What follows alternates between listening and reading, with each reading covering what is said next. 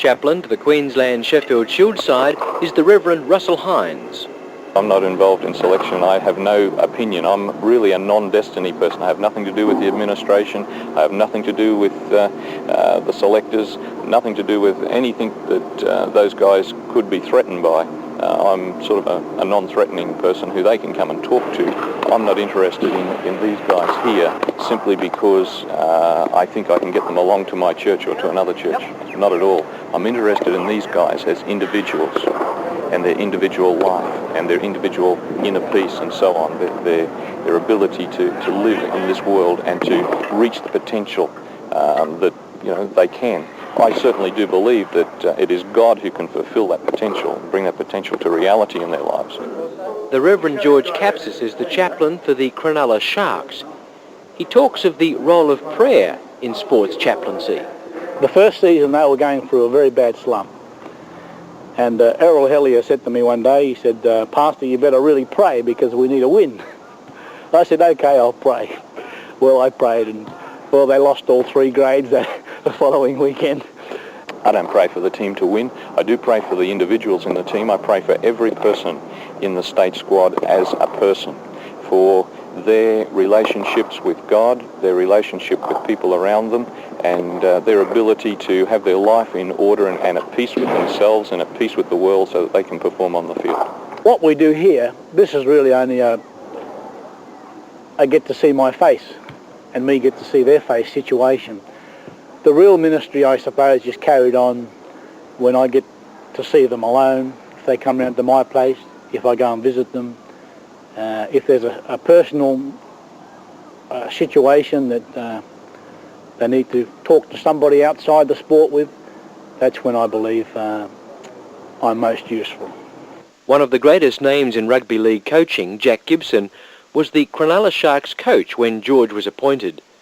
He speaks of his initial reactions and his opinions of George.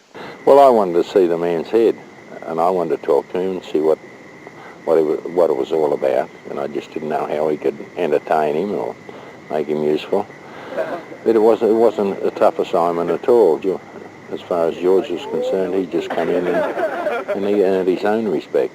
I didn't give it to him. George is there if you want somebody to talk to. He's not pushing anything. I think if anybody said a poor word about George to any players, he'd get a bad response. No, he's totally accepted.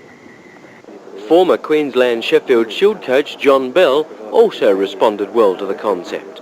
Cricket's a tough game, It's probably the greatest reflection of life that I know.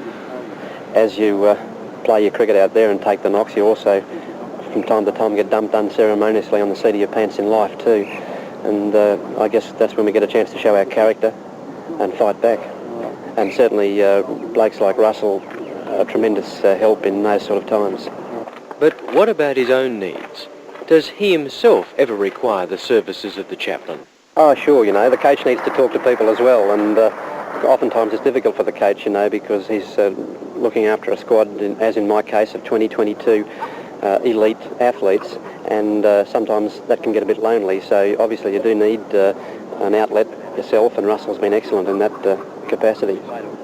Though a major ministry of SLM, chaplaincy is by no means the only sphere of sport ministry in which it operates.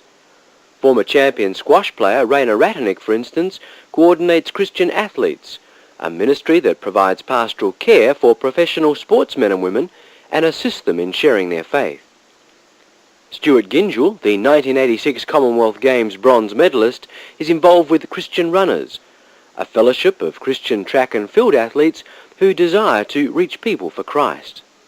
Janine Trahan of America's Cup fame and world champion yachtswoman also heads up an exciting outreach ministry.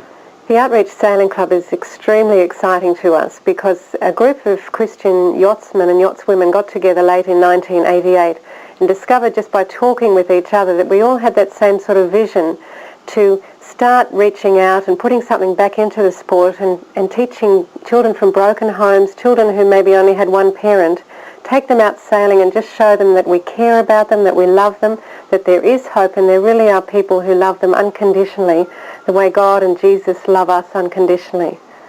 While the ministry of SLM is thriving, there is always the need for many more individuals to lend support. Current Chairman, the Reverend Ross Clifford, outlines the enormous potential that exists for local church involvement. Local churches should take sports ministry seriously because the average Australian finds their fulfilment in sport and leisure.